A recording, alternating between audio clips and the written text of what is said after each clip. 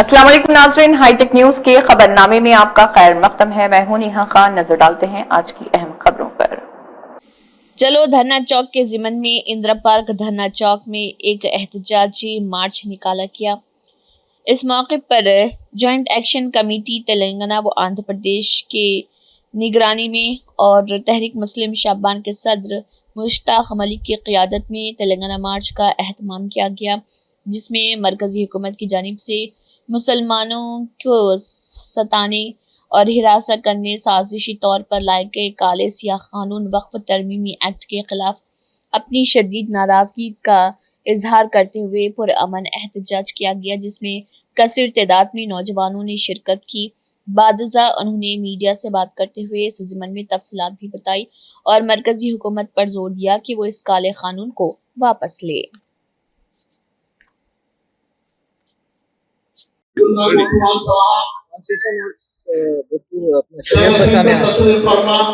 अस्सलाम वालेकुम वरहमतुल्लाहि वबरकातुहू। मैं मीर मुज़क्किर अली अफ़ग़ान यहाँ पर धरना चौक पर वक्फ बिल के खिलाफ प्रोटेस्ट करने आया हूँ और इंशाअल्लाह जब तक यह वक्फ बिल मोदी गवर्नमेंट वापस नहीं लेंगी, जब तक हम प्रोटेस्ट करेंगे, एहतजाज करेंगे। इंशाअल्लाह हम लोग वक्फ बिल ऐसा मजबूर कर देंगे कि मोदी गवर्नमेंट वक्फ बिल वापस ले। हम मोदी गवर्नमेंट को मजबूर कर देंगे। वक्फ बिल जो आर्टिकल 14, 15 और आर्टिकल 25 के खिलाफ है, उसका वायलेंस है। हम उसको बचाने आए हैं, हम दस्तूर बचाने आए हैं। हम जो देश का दस्तूर है उसको बचाने के लिए इधर आए हैं और इंशाअल्लाह हम मोदी गवर्नमेंट को मजबूर कर देंगे कि वो लोग वापस ये वक्फ बिल ले। बिस्मिल्लाहिर्रहमानिर्रहीम। आज जॉइंट एक्शन कमेटी के सदर मुश्ताक मलिक साहब के जेर सदारत में एक तेलंगाना मार्च मुनक़िद किया धरना चौक इंदिरा पार्क पर, और हमारा ये एहतजाज वक्फ अमेंडमेंट एक्ट को ले लेकर है।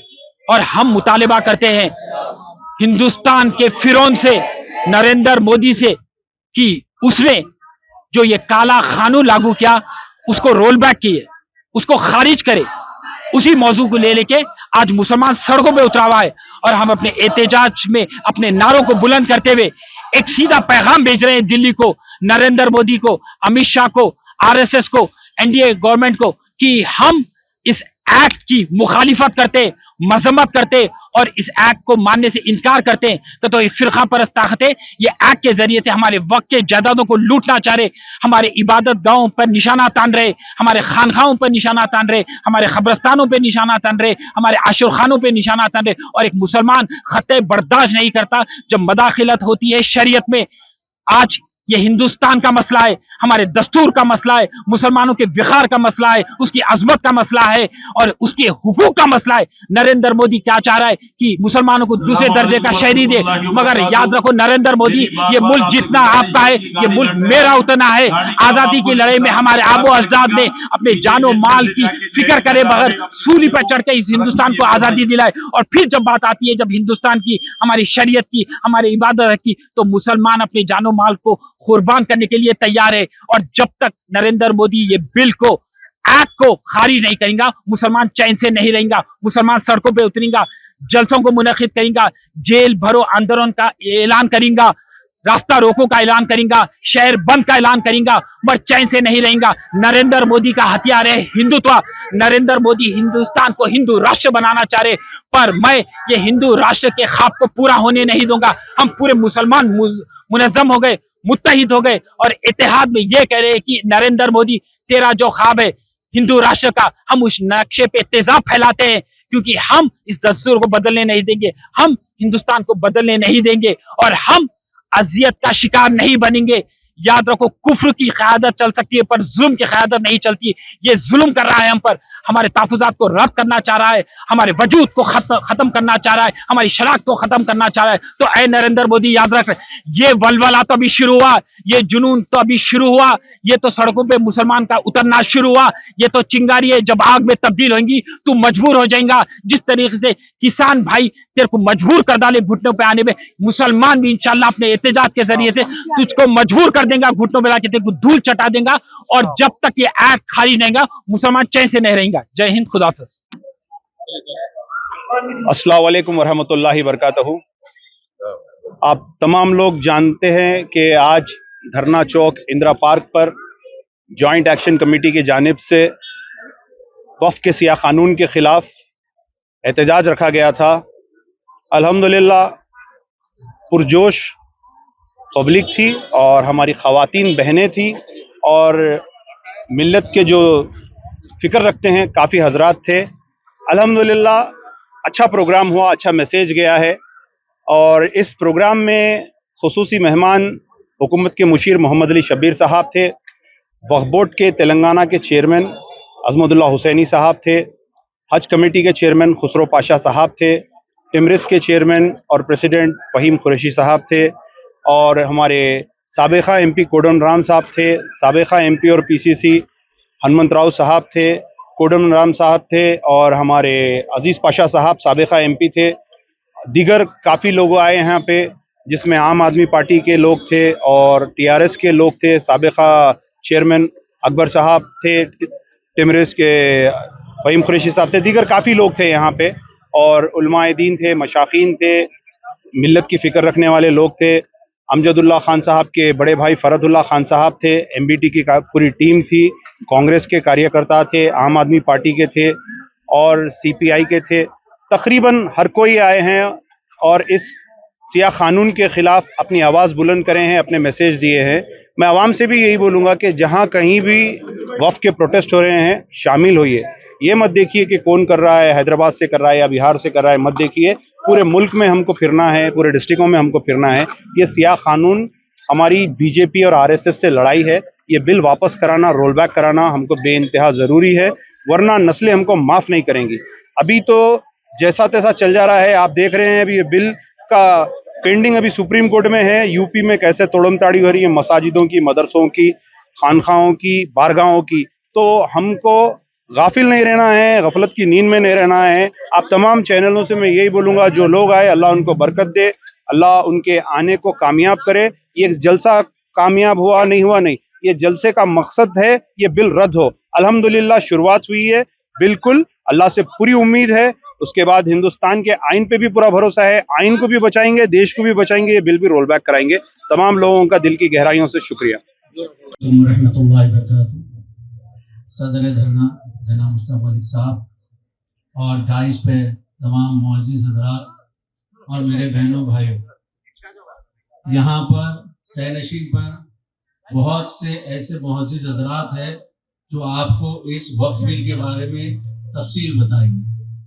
मैं सिर्फ दो चीज पे आपसे गुफ्तगू करना चाहूँगा। एक, यहाँ इस दुनिया में, ये फानी दुनिया में, हम सबको मरना है और मरने के बाद हमारा ईमान है कि दोबारा उठाए जाने पर। जरा सोचिए, दिल पे हाथ रखकर सोचिए, जब हम हशर में जमा किए जाएंगे तो हम उन हजरात का किस तरह से सामना करेंगे जो अपने जायदादों को वक्फ किया था अल्लाह के नाम से, और हम जो है इस वक्त के दौर में ये शैतानी ताकतों के सामने इस वक्त को तस्लीम ना करते हुए हम जो है इनके सामने लड़े भी नहीं और इनके सामने झुके भी नहीं, तो फिर हम उनका सामना किस तरह से करेंगे, हम अपने अजदाद का सामना किस तरह करेंगे हज के मैदान में। ये एक बार आप जरा दिल पे हाथ रखकर सोच लीजिए। और साथ ही मेरे आका दो आलम सल्लल्लाहु अलैहि वसल्लम जब हश्र में हमारी उम्मत का मग़फ़िरत के लिए रब्बुल आलमीन के सामने दुआ करेंगे और हम हमारे चेहरे लेकर जब रसूलुल्लाह सल्लल्लाहु अलैहि वसल्लम के सामने जाएंगे तो किस तरह से जाएंगे। जो लोग अल्लाह के नाम से वक्फ किए जमीनों को हमने ऐसे ही छोड़ दिया, आज हमको बांटा जा रहा है। मैं ये नहीं कहता कौन कर रहा है, जो कर रहा है वक्फ के मामले में प्रोटेस्ट, आप उसके साथ जुड़ जाइए, आप उसके साथ लब्बैक करके ठहर जाइए, क्योंकि ये हमारी अपनी जातियत नहीं है, ये हमारी शरीयत का मामला है, ये हमारे आइन का मामला है।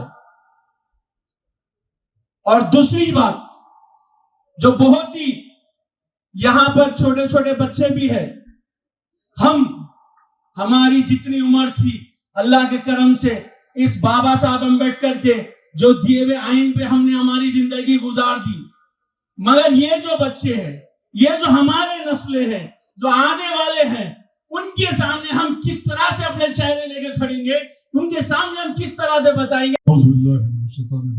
बिस्मिल्लाहिर्रहमानिर्रहीम नहमदुहु व नुसल्ली अला हबीबिल करीम।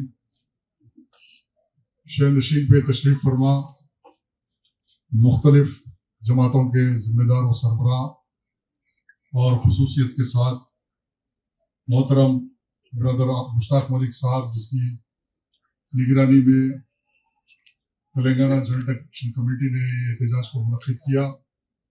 मैं तहे दिल से जनाब मोहतरम हनुमंत राव साहब का इस्तेमाल करता हूँ, जो हैदराबाद की गन्नी जमनी तहसील के अलमबरदार है।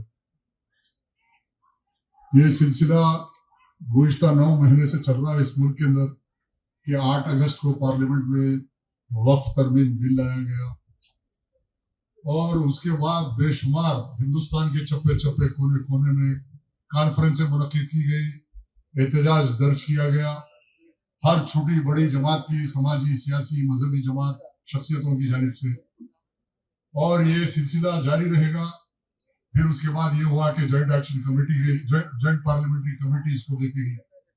जॉइंट पार्लियामेंट कमेटी के नाम पे धोखा दिया गया, वहां पे किसी को नुमाइंदगी नहीं दी गई, ना किसी के किसी रिप्रेजेंटेशन को कबूल किया गया, पार्लियामेंट में लाके उसको कानून बना दिया गया।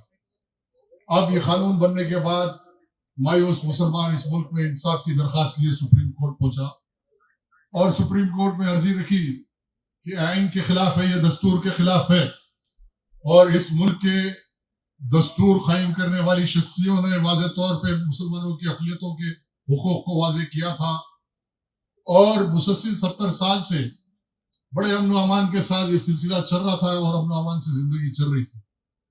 लेकिन नाथूराम गोडसे, जो हिंदुस्तान में सबसे बड़ा टेररिस्ट और पहला टेररिस्ट था, उसके मानने वालों ने जब हुकूमत बना ली तो उनका एजेंडा ये है कि इस मुल्क में नफरत की बुनियाद पर अक़लियत की दुश्मनी में ओपिनियन को कायम किया जाए कि हिंदुस्तान के अच्छे जहन मोतबर लोगों के जहनों को, स्कूलों में बच्चों के जहनों को खराब किया जाए और मुसलमानों की खामियां उठाकर तारीख को तोड़ मोड़ के पेश करके बच्चों के जहनों को खत्म किया जाए, ताकि ऐसा पस मंजर पैदा हो जाए कि एक मुसलमानों को सामने रख के इलेक्शन जीता जाए या हारा जाए।